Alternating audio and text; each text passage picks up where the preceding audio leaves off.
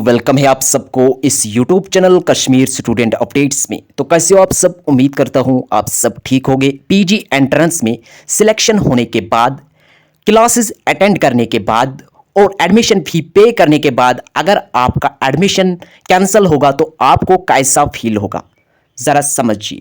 तो previous year Kashmir university academic session 2021 में Kashmiri department और भी बहुत सारे डिपार्टमेंट्स में बहुत सारे स्टूडेंट्स का एडमिशन कैंसिल किया गया था।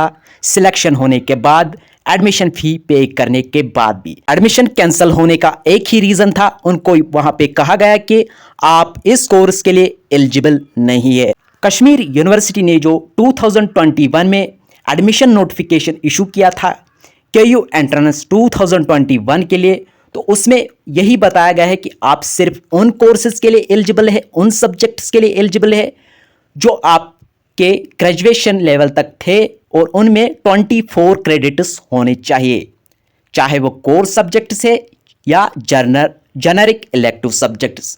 24 क्रेडिट्स होने चाहिए और कुछ सब्जेक्ट्स में ओपन एलिजिबिलिटी भी है, चाहे आपकी कोर्स वो ग्रेजुएशन लेवल तक थे या ना थे, तब भी आप इन कोर्सेज में अप्लाई कर सकते हैं, जिसमें है LLB, MA mass communication and journalism, MA library and information science, MA linguistics, MA anthropology, MA social work etcetera और भी कुछ कोर्सेज है।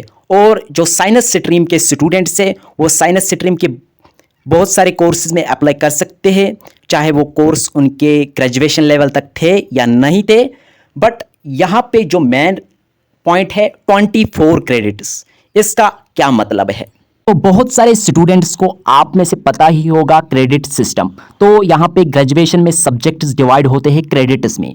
तो आर्ट स्ट्रीम में 2 कोर सब्जेक्ट्स होते हैं, किसी का पॉलिटिकल साइंस इकोनॉमिक्स होता है, किसी का उर्दू इकोनॉमिक्स होता है, किसी का पॉलिटिकल साइंस एजुकेशन होता है। तो 2 कोर सब्जेक्ट्स होते हैं यहाँ पे आर्ट्स में। जर्नल इंग्लिश जो होता है वो कोर सब्जेक्ट नहीं होता है, यहाँ पे फिर से मैं बताऊंगा। और साइंस स्ट्रीम में 3 कोर सब्जेक्ट्स होते हैं, किसी का जूलॉजी बॉटनी केमिस्ट्री होता है, किसी का फिजिक्स केमिस्ट्री मैथमेटिक्स होता है। जो भी होता है 3 कोर सब्जेक्ट्स साइंस स्ट्रीम के स्टूडेंट्स को होते हैं और 2 कोर सब्जेक्ट्स आर्ट स्ट्रीम के स्टूडेंट्स को होते हैं।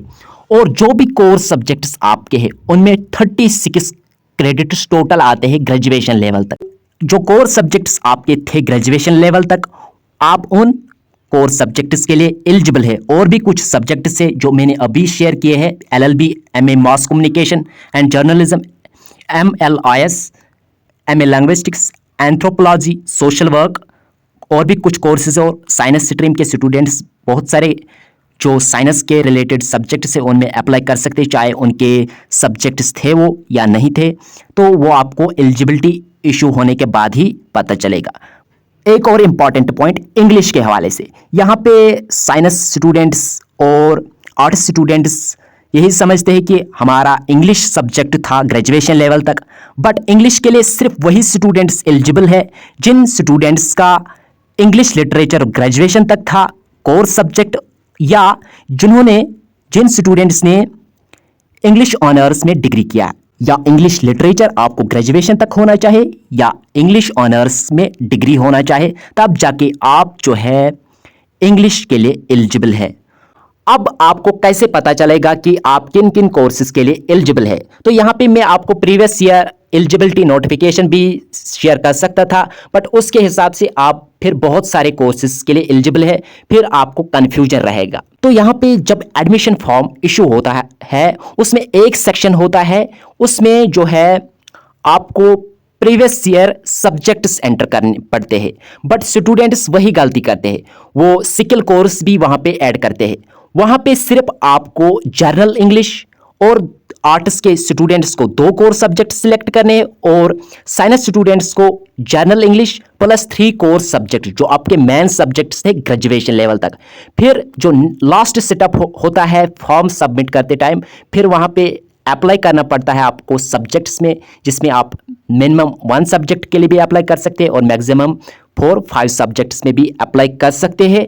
फिर वहाँ पे लास्ट सेटअप में सिर्फ वही सब्जेक्ट्स शो होंगे जिन सब्जेक्ट्स के लिए आप एलिजिबल होंगे। बट जो सेटअप जहाँ पे प्रीवियस ईयर सब्जेक्ट्स फिलअप करने पड़ते हैं वहाँ पे सिर्फ आपको core subjects and journal English select करना होगा।